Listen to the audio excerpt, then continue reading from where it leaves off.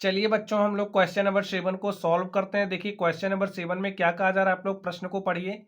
इसमें कहा जा रहा है संख्याओं के निम्नलिखित युग्मों में से प्रत्येक के लिए संख्या रेखा पर कौन सी पूर्ण संख्या अन्य संख्या के बाईं ओर स्थित है। इनके बीच में उपयुक्त चिन्ह दिस एंड दिस, यानी कि जिस ओर ए खुला होता है वो संख्या बड़ी होती है, और जिस ओर ए बंद होता है वो संख्या छोटी होती है। ठीक है, मैं इन चिन्ह का प्रयोग करते हुए इन्हें लिखना है। तो स्टूडेंट यहाँ पर हमें संख्याएं दी गई हैं, कौन सी संख्या किस संख्या के बाईं ओर स्थित है हमें बताना है। ठीक है, तो चलिए सबसे पहले हम लोग संख्या रेखा देखते हैं। तो आप लोग समझिए हमारी क्या होती है, ये हमारी संख्या रेखा है, और संख्या रेखा पर हमारी यहाँ पर 0 होता है, और इस तरफ की जो हमारी संख्याएं होती हैं, देखिए 1 2 3 4 5 6 7 8, ऐसे ऐसे हमारी संख्याएं जाती हैं इधर। ठीक है, तो यहाँ पर लिख दीजिए 1 2 3 4 5 6 7 8। आप लोग स्टूडेंट क्या देख रहे हैं, जिस तरीके से हम लोग इस 0 से दाहिनी ओर बढ़ रहे हैं, दाहिनी ओर बढ़ने का मतलब देखिए इधर बढ़ रहे हैं, जिस तरीके से इधर हम बढ़ते जाएंगे हमें बड़ी संख्याएं मिलती जाएंगी। ठीक है, पहले 1 मिली, फिर 2 मिलेगा, फिर 3 4 5। तो जिस जिस तरीके से हम जैसे इधर जाएंगे तो संख्याओं का हमें बढ़ता हुआ क्रम मिलेगा। ठीक है, क्या मिलेगा, बढ़ता हुआ क्रम मिलता है। अब यहां पर ध्यान से देखिए, अब इसमें हमारा देखिए 530 है, 503 है। आप लोग दिमाग लगा करके बताइए कि सबसे पहले हमें कौन सी संख्या मिलेगी इस संख्या रेखा पर। सबसे पहले में 503 मिलेगा, तो ऐसे समझिए कहीं यहाँ पर 503 आएगा। ऐसे ऐसे आप संख्याएं लिखते चले जाओगे, लिखते चले जाओगे, लिखते चले जाओगे, तो आपको कहीं यहाँ पर 503 मिलेगा।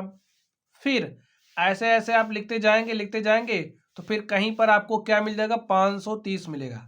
अब यहाँ पर आप क्या देख पा रहे हैं, जो हमारी संख्या 503 है वो 530 के किस ओर स्थित है, आप बताइए। इस 503 पर आप खड़े हो जाइए। ठीक है, आप ऐसे खड़े हो गए और आपने देखना शुरू किया। ठीक है, आपने यहां पर चलिए आप यहां पर खड़े होइए। आप यहां पर खड़े हो गए और आपका मुंह इस तरफ है। ठीक है, आपका मुंह दूसरी तरफ है, आप इस तरफ देख रहे हो। तो यहां पर आपका दाहिना हाथ होगा और यहां पर आपका बायां हाथ होगा। ये बात समझ रहे हो। तो यहां पर 503 पर आप खड़े हुए हैं, तो 503 बताइए 530 के किस तरफ है।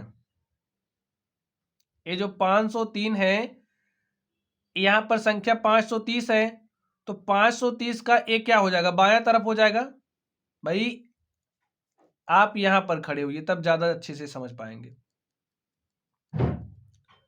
आप समझिए यहां पर खड़े हैं, यहां पर, और आप इस तरफ 530 को देख रहे हैं। आपका हाथ है ये बायां, ये दाहिना हाथ है, ये बायां हाथ है। तो आप देखेंगे और पाएंगे कि जो संख्या 503 है 530 के बाईं ओर स्थित है। ठीक है, लिखिए संख्या जो 503 है, ए नंबर को हम लोग लिखते हैं। संख्या 503, संख्या 503 530 के बाईं ओर स्थित है। ठीक है, बाईं ओर स्थित है, बाईं ओर स्थित है। और स्टूडेंट किस ओर स्थित है, बाईं ओर स्थित है। अब देखिए हमें इस वाले चिन्ह का भी प्रयोग करना है, तो हम क्या लिखेंगे, देखिए जो हमारी संख्या 503 है वो क्या है, छोटी है, किससे, 530 से। तो हम लोग इसको लिख सकते हैं, अथवा आप लोग ऐसा भी लिख सकते हो। देखिए हम लिख सकते हैं जो संख्या 530 है वो बड़ी है किससे, 503 से। तो ऐसा भी आप कर सकते हो। ठीक है, तो इस तरीके से इसका ये जो ए नंबर है, हमने इस ए नंबर को सॉल्व कर लिया है। चलिए अब हम लोग इसके बी नंबर पर चलते हैं, और आप इसके बी नंबर को ध्यान से देखिए। तो स्टूडेंट जब आप लोग संख्या रेखा पर चलेंगे, ठीक है भाई, संख्या रेखा पर चलेंगे तो संख्याएं हमारी ऐसे ऐसे बढ़ती जाएंगी। पहले हमें छोटी संख्या मिलेगी, फिर बड़ी संख्या मिलेगी। तो पहले में क्या मिलेगा, देखिए पहले में 307, समझिए यहाँ पर हमारा 0 है। ठीक है, तो हमें कहीं यहाँ पर 307 मिलेगा। देखिए यहाँ पर हमें कहीं 307 मिलेगा, और 307 के बाद ही हमें 370 मिलेगा। ठीक है, अब यहाँ 370 से देखेंगे तो जो संख्या 307 है वो क्या है, 370 के बाईं ओर स्थित है। लिखिए संख्या 307 संख्या 307 370 के, देखिए यहां से बायां आपका इधर ही होगा, तो 370 के 307 क्या है, बाईं ओर स्थित है। लिखिए संख्या 307 370 के बाईं ओर स्थित है, बाईं ओर स्थित है। ठीक स्टूडेंट, अब देखिए आप बताइए 307 बड़ा है कि 370। आप कहोगे 370, हम कहेंगे आप ऐसे लिख दो 370। जो संख्या बड़ी होती है ना, उधर मुंह ऐसे खोल देते हैं, तो 370 बड़ा है किससे, 307। या फिर आप लोग ऐसे भी लिख सकते हो, जो हमारा 307 है वो छोटा है किससे, 370 से। ठीक है, चलिए अब लोग इस तरीके से इस वाली संख्या पर चलते हैं सी नंबर पे, और देखते हैं सी नंबर का सॉल्यूशन क्या होगा। तो स्टूडेंट अब आप लोग इस सी नंबर को ध्यान से देखिए, सी नंबर को देखिए। सी नंबर में देखिए में क्या दिया गया है। अब आप बताइए कौन सी संख्या इनमें से बड़ी है। सबसे पहले आप क्या करोगे, अंकों की संख्या गिनोगे। यहाँ पर देखिए कितने अंक है, 1 2 3 4 5 अंक है। 1 2 3 4 5 सब जगह अंकों की संख्या समान है। तो अब आप कैसे चेक करोगे, यहाँ पर हम लोग इस वाले संख्या पर आएंगे। अंकों की संख्या समान है, इसमें ए जो संख्या वो 9 है, ए 5 है। तो हमको क्या पता चल रहा है, ए वाली जो संख्या है 98,765 वो क्या है, बड़ी है किससे, 56,789 से। तो अभी अभी हमने संख्या रेखा पर देखा था, जो हमारी छोटी संख्या होती है बड़ी संख्या के बाईं ओर स्थित होती है। यहाँ पर समझिए बड़ी संख्या है, और बड़ी संख्या के बाईं ओर बायां कौन सा हो जाएगा, देखिए बड़ी संख्या का बायां यही होगा, और दाहिना ये हो जाएगा। तो बड़ी संख्या के बाईं ओर कौन सी संख्या होती है, छोटी संख्या होती है। तो यहां से हम कहेंगे जो संख्या हमारी 56,789 है वो बाईं ओर स्थित है। देखिए संख्या 56,789 98,765 के बाईं ओर स्थित है। यहाँ पर कहीं संख्या हमारी 98,765 आएगी स्टूडेंट, और इधर कहीं आएगी 56,789। ठीक है, ऐसे आप समझने के लिए लिख लो, इधर कहीं दूर हमारी 98,765 होगी, और इसके बाईं ही ओर, इस संख्या के बाईं ओर 56,789 होगा। तो लिख दीजिए 98,765 के बाईं ओर स्थित है,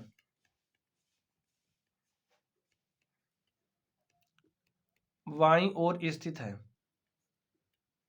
ठीक है, अब आप बताइए कौन सी संख्या बड़ी है, हमारी 98,765 क्या है, बड़ी है किससे, बड़ी है 56,789 से। अथवा आप ऐसे भी लिख सकते हो, जो 56,789 है वो है छोटा, किससे छोटा है, 98,765 से। ठीक है, दोनों में से आप कोई भी लिख सकते हो। चलिए अब हम लोग इस डी नंबर पर चलते हैं और देखते हैं हमारा सॉल्यूशन क्या होगा। लिखिए क्या दिया गया है, देखिए अंकों की संख्या गिन लीजिए, 1 2 3 4 5 6 7, इसमें 7 अंक हैं। इसमें देखिए 1 2 3 4 5 6 7 8। अब इसमें अंकों की संख्या 8 है, और इसमें देखिए 7 अंक हैं, इसमें 8 अंक हैं। अब ये वैसे लिख के आपको दिखाएं, इसमें 3 अंक हैं और इसमें हम कोई ऐसे 4 अंक लिख दें, तो आप देख करके ही समझ जाओगे ये संख्या बड़ी है। तो इसी तरीके से इसमें 8 अंक हैं, तो ये संख्या हमारी क्या है, बड़ी है। लिखिए जो हमारी संख्या है, और बड़ी संख्या के बाईं ओर क्या होती है, छोटी संख्या। तो इस संख्या के बाईं ओर ये संख्या आएगी, लिखिए 98 30 415। संख्या ए 98 30 415 123,001 के बाईं ओर स्थित है। ठीक है स्टूडेंट, बाईं ओर स्थित है।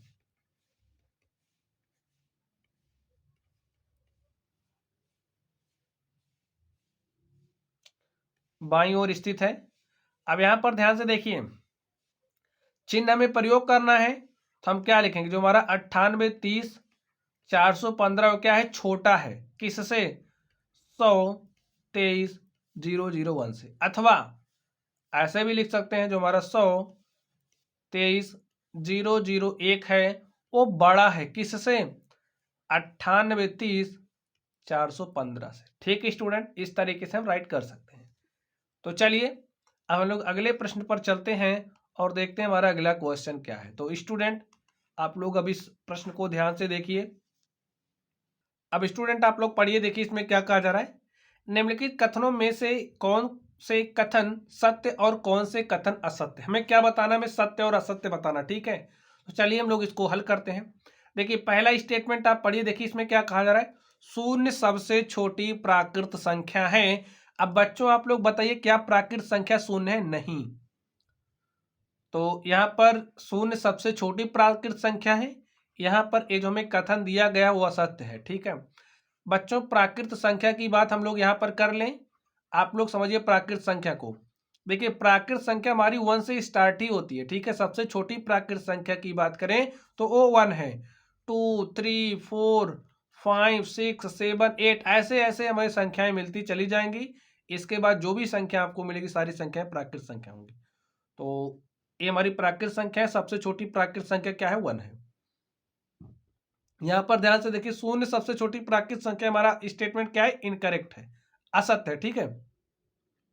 400 संख्या 399 का पूर्ववर्ती है। तो स्टूडेंट हमने पूर्ववर्ती की बात करी थी। पूर्ववर्ती का मतलब क्या होता है? जैसे कोई संख्या है, हमारे पास कोई संख्या ए है, ठीक है। उस संख्या में से अगर आप एक घटा दोगे तो जो आपको मिलेगा वही क्या होती है? पूर्ववर्ती होती है, ठीक है। वही हमारी क्या होती है? पूर्ववर्ती होती है। अब 399 का पूर्ववर्ती की बात कही जा रही है, तो संख्या ए के स्थान पर रख दीजिए 399, और 399 में से एक घटा देंगे तो हमारे पास क्या आ जाएगा? 398।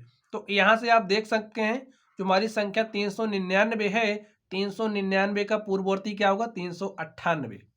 तो यहाँ पे तो 400 दे रहा है, 400 संख्या 399 का पूर्ववर्ती है। तो यहाँ पर एक कथन हमारा कैसा है स्टूडेंट? असत्य है। चलिए आगे देखिए, शून्य सबसे छोटी पूर्ण संख्या है। हमें बताना है जो हमारी शून्य है वो सबसे छोटी पूर्ण संख्या है। तो स्टूडेंट हम लोग पूर्ण संख्या की बात कर ले। देखिए पूर्ण संख्या हमारी 0 से स्टार्ट होती है, 0 1 2 3 4 5 ऐसे ऐसे हमारी जो संख्या होंगी वो पूर्ण संख्या है। तो यहाँ से आप देख सकते हो जो हमारी शून्य है सबसे छोटी पूर्ण संख्या है। तो यहाँ पर ये जो कथन दिया गया है वो क्या है? एक कथन हमारा सत्य है, ठीक है। अब यहाँ पर आप कहोगे 1 2 3 4 5 हमारी प्राकृत संख्या भी है, तो हम कहेंगे हाँ ठीक कह रहे हो आप। जो हमारी प्राकृत संख्या है और जो शून्य संख्या है, जब प्राकृत संख्याओं में शून्य संख्या का कलेक्शन हो जाता है, देखिए प्राकृत संख्याएं हैं उसमें जब आप शून्य को समाहित कर लेते हैं तो इनका ये जो संग्रह होता है वही हमारा क्या कहलाता है? पूर्ण संख्या कहलाती है, ठीक है स्टूडेंट। तो यहां से शून्य सबसे छोटी पूर्ण संख्या है। आगे देखिए 600 संख्या 599 का परवर्ती है। 599 का परवर्ती। तो स्टूडेंट परवर्ती क्या होता है? अब तक आपने पूर्ववर्ती सीखा, पूर्ववर्ती में क्या करते हैं? एक कम कर देते हैं। तो परवर्ती में क्या होता है? जैसे हमारे पास कोई संख्या है तो उस संख्या का हमें परवर्ती निकालने के लिए संख्या में एक जोड़ देते हैं। जैसे कोई संख्या ए है और जब हम ए में एक जोड़ देंगे तो हमें परवर्ती मिलता है। क्या मिलता है? परवर्ती। अब संख्या में देखिए यहाँ पर क्या दिया गया? 599। तो 599 में हम 1 को जोड़ देंगे तो हमारे पास क्या हो जाएगा? 600। तो 599 के परवर्ती की बात करें तो 599 का परवर्ती क्या होगा? 600। तो संख्या 599 का परवर्ती है 600। ये हमारा कथन कैसा है? ये जो कथन आप देख रहे हो हमारा सत्य है, ठीक स्टूडेंट। आप लोग बातों को समझ रहे हो? समझ रहे हो तो अच्छी बात है। चलिए आप लोग अगला पढ़िए तब तक।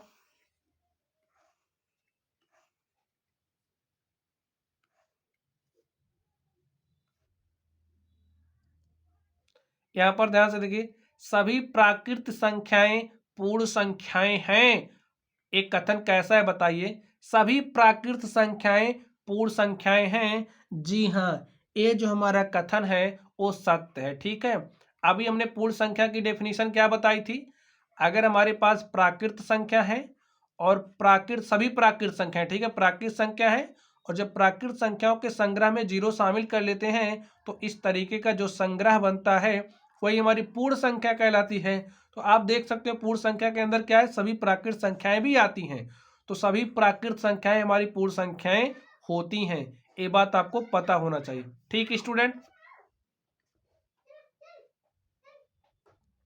तो चलिए स्टूडेंट देखिए हम लोग अब एफ नंबर पर चलते हैं। यहाँ पर ध्यान से देखिए, सभी पूर्ण संख्याएं प्राकृत संख्याएं हैं।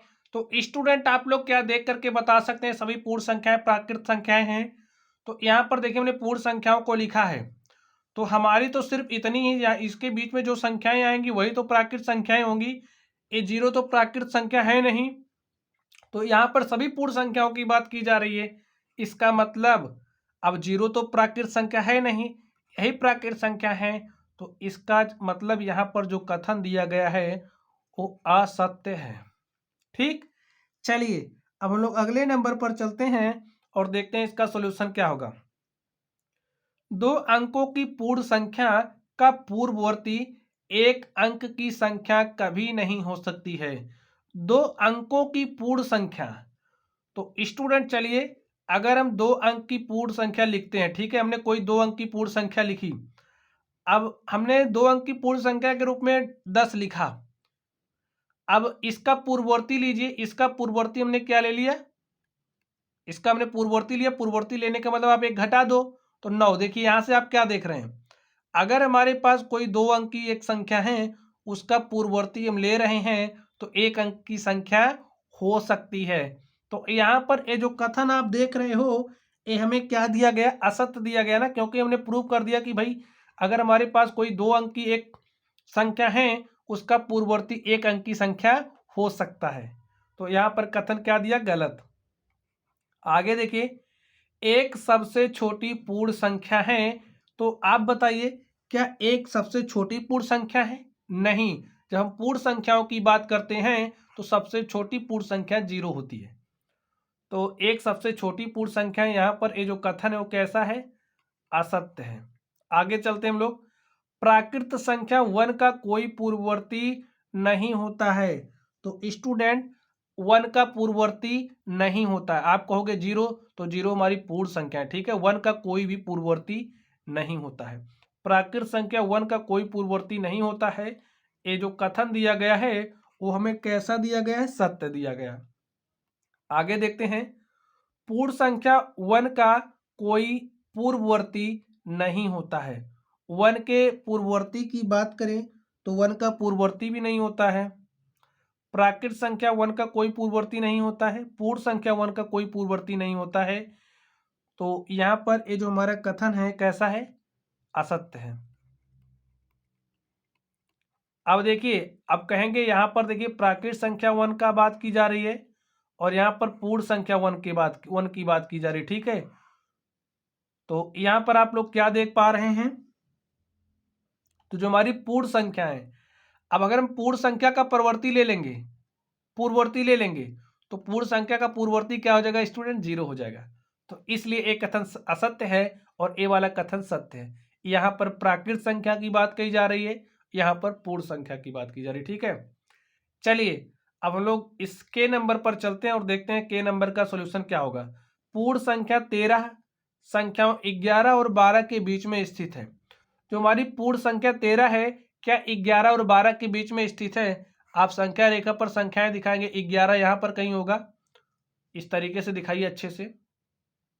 चलिए तो समझते हैं, हमारी 11 कहीं यहां पर होगी, 12 यहां पर होगी और 13 यहां पर होगी। आप देखिए क्या 13 11 और 12 के बीच में आ रहा है? नहीं आ रहा है। तो जब 11 और 12 के बीच में नहीं आ रहा तो कैसे बीच में हो सकता है? लिखिए, पूर्ण संख्या 13 संख्या 11 और 12 के बीच में स्थित है। यहाँ पर ये जो कथन दिया गया है ये असत्य दिया गया, कारण हमने अभी आपको दिया। आगे देखिए, पूर्ण संख्या 0 का कोई पूर्ववर्ती नहीं होता है। हमारी जो पूर्ण संख्या 0 है, 0 का कोई पूर्ववर्ती नहीं होता है, ये कथन क्या है, असत्य है।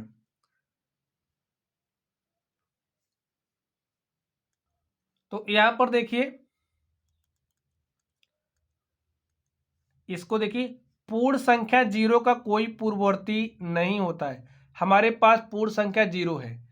अब इस पूर्ण संख्या की बात कही जा रही है, यहां पर ध्यान से समझिए, पूर्ण संख्या 0 का कोई पूर्ववर्ती नहीं होता है। तो यहाँ पर ये जो कथन दिया गया है ये क्या दिया गया, सत्य दिया गया है, सही है, क्योंकि जो पूर्ण संख्या 0 है इसका कोई पूर्ववर्ती नहीं होता। ठीक है, पूर्ण संख्या 1 का पूर्ववर्ती होता है लेकिन पूर्ण संख्या 0 का कोई पूर्ववर्ती नहीं होता है। चलिए आगे देखते हैं हम लोग। 2 अंकों की संख्या का परवर्ती सदैव 2 अंकों की एक संख्या होती है। 2 अंकों की संख्या का परवर्ती सदैव 2 अंकों की संख्या होती है। तो यहाँ पर ध्यान दीजिए, 2 अंकों की संख्या का परवर्ती, परवर्ती की बात कही जा रही है जिसमें हम एक जोड़ते हैं। तो 2 अंक की हमने एक संख्या ले ली, हमने समझिए 99 ले लिया क्योंकि हमें इस स्टेटमेंट को गलत दिखाना है। ठीक है, 2 अंकों की संख्या का परवर्ती सदैव 2 अंकों की संख्या होती है। अब देखिए हमने 2 अंक की एक संख्या ले ली, इसका परवर्ती निकालने के लिए इसमें एक जोड़ेंगे। देखिए हमने 2 अंक की संख्या ली और जब हमने 2 अंक की संख्या का परवर्ती लिया तो हमारे पास 3 अंक वाली संख्या आ गई। तो यहाँ पर ये जो, तो यहाँ पर देखिए आपको 3 अंक वाली संख्या मिल जा रही। इसका मतलब यहाँ पर ये जो कथन दिया गया है वो कैसा है, असत्य है। ठीक स्टूडेंट, तो बच्चों आप लोग देख सकते हैं इस तरीके से ये जो हमारा प्रश्नावली था, इसका ये जो प्रश्न था हमने 6 नंबर 7 नंबर को सॉल्व किया। तो चलिए स्टूडेंट आप लोग पढ़ते रहिए, अगर आप लोगों को कोई भी डाउट हो तो आप लोग कमेंट बॉक्स में कमेंट करना। वीडियो पसंद आए वीडियो को लाइक कीजिएगा, चैनल पर नए हो तो चैनल को सब्सक्राइब कीजिएगा। तो चलिए स्टूडेंट आप लोग पढ़ते रहिए। Thank you.